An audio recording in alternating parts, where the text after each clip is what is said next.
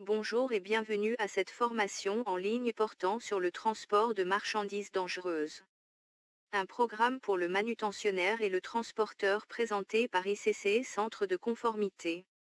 Dans cette formation, nous allons voir comment préparer et transporter les marchandises dangereuses selon le règlement sur le transport de marchandises dangereuses publié en septembre 2014.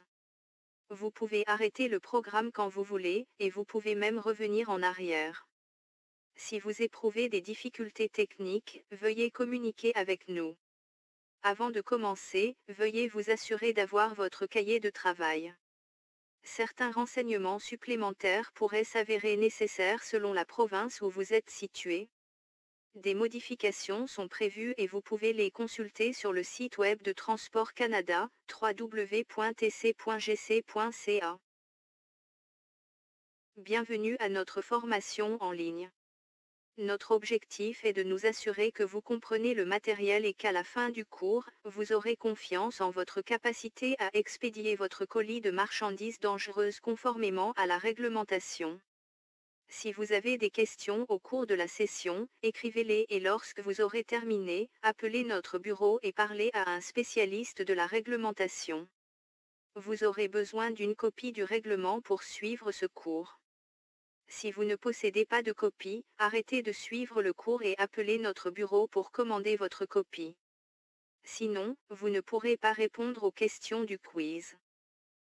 Nos objectifs sont de se familiariser avec la loi TMD et le règlement, de connaître et comprendre vos responsabilités selon ce règlement et de pouvoir manutentionner / transporter des marchandises dangereuses en toute conformité.